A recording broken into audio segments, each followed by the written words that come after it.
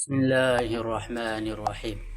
عبس ترشرو ہوا وتولا اور منہ موڑا۔ مفسرین کا اتفاق ہے کہ یہ صورت نابینا صحابی عبداللہ بن مکتوم رضی اللہ تعالی عنہ کے بارے میں اتری۔ عائشہ رضی اللہ تعالی عنہا سے روایت ہے کہ ایک دفعہ رسول اللہ صلی اللہ علیہ وسلم کے پاس مشرکین میں سے ایک بڑا آدمی بیٹھا تھا کہ ابن مکتوم رضی اللہ تعالی عنہ آئے اور کچھ مسائل پوچھنے لگے۔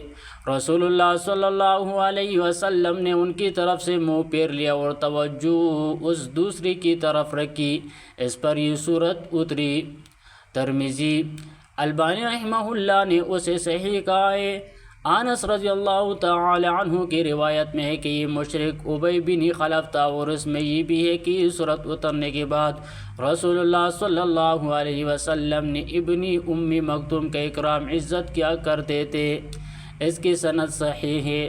صحابی احسن تفاسیر نے لکھا ہے کہ جن روایت میں ابی بن خلف کے بجائے ابو جہل، عتبہ بن ربیعہ وغیرہ کا نام لکھا ہے، ان کے سند صحیح نہیں ہے۔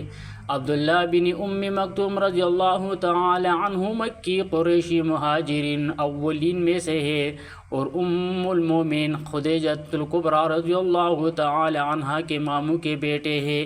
رسول اللہ صلی اللہ علیہ وسلم نے انہیں اپنے اکثر غزوات میں مدینہ میں اپنا نائب مقرر فرمایا کیا کرتے تھے۔ عبس وتولا، اس میں رسول اللہ صلی اللہ علیہ وسلم کو غائبہ سے ذکر فرمایا، اگرچہ بعد میں وما یدریک سے مخاطب فرما لیا۔ اس میں نکتہ یہ معلوم ہوتا ہے کہ رسول اللہ صلی اللہ علیہ وسلم نے نابینا صحابی سے بھی توجہ کی، تو اللہ تعالیٰ نے بطور عتاب آپ کے خطاب سے بھی توجہ فرمائی۔ موضوع القرآن میں ہے۔ یہ کلام گویا اوروں کے پاس گلا ہے رسول اللہ صلی اللہ علیہ وسلم کا۔ آگے رسول اللہ صلی اللہ علیہ وسلم کو خطاب فرمایا۔ بعض اہل علم نے فرمایا کہ اللہ تعالیٰ نے آپ کے اکرام کی وجہ سے آپ کو مخاطب کر کے اظہار ناراضی نہیں فرمائی۔ بعض حضرات نے تیوری چڑھانے والا اس مشرک کو قرار دیا ہے جو رسول اللہ صلی اللہ علیہ وسلم کے پاس بیٹھا تھا، مگر اس کے بعد آنے والی آیات میں صاف رسول اللہ صلی اللہ علیہ وسلم کو مخاطب کر کے فرمایا فَأَنْتَ عَنْهُ تَلَهَّا، یعنی آپ اس سے آنے والے نابینا صحابی سے بے توجہی کرتے ہیں، اس لیے مذکورہ تفسیر درست نہیں۔ ان کے جاءہ الاعمیٰ، آیا اس کے پاس اندھا۔ ان جاءہ الاعمیٰ اس لیے تیوری چڑھائی کہ اس کے پاس نابینا آیا، حالانکہ نابینا تو زیادہ لطف اور کرم کا مستحق تھا۔ پھر اگر اس کے دین کے بعد پوچھنے سے کسی چودھری کے ساتھ کلام قطع ہوا ہے جس کے اسلام لانے کی آپ کی امید تھی، اس وجہ سے تیوری پڑی، تو اس پر اس کا کیا قصور؟ ہو تو نابینا ہے، اسے کیا پتہ کہ آپ کس سے بات کر رہے ہیں۔ وما یدریک، اور کیا چیز بتائے تجھے کو، لعلہ شاید کہ وہ یزکا وہ صدر ہو جائے، تجزیہ پائے۔ وما یدریک لعلہ یزکا، آپ نے جو یہ سمجھا کہ یہ نابینا تو مسلمان ہی ہے، کسی اور وقت مسئلہ پوچھ لے گا۔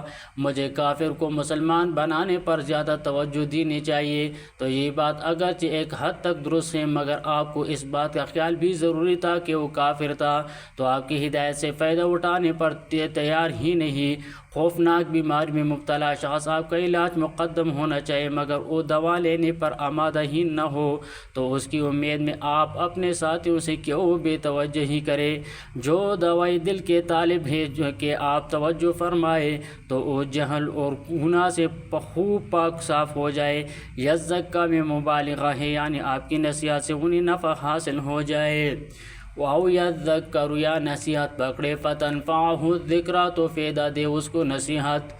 اما رہا من استغنا، جو بے پرواہی کرتا ہے، تصدی اصل میں تا تتصدی اور تلہا اصل میں تا تتلہا، فعل مضارع مخاطب ہے، یعنی جیسے اپنے دولت اور سرداری کی وجہ سے آپ کی پرواہ ہی نہیں، آپ اس کے پیچھے پڑ رہے ہیں، حالانکہ اگر وہ کفر کی نجاست سے پاک نہیں ہوتا تو آپ پر کچھ الزام نہیں، اور جو کوشش کر کے آیا ہے وہ اللہ سے ڈرتا ہے تو آپ اس سے بے توجہی کرتے ہیں، حالانکہ آپ کی توجہ کا اصل حقدار وہ ہے جو طلب رکھتا ہے، گو نادر ہے، اور وہ نہیں جو بے پرواہ خواہ سرمایہ دار ہے۔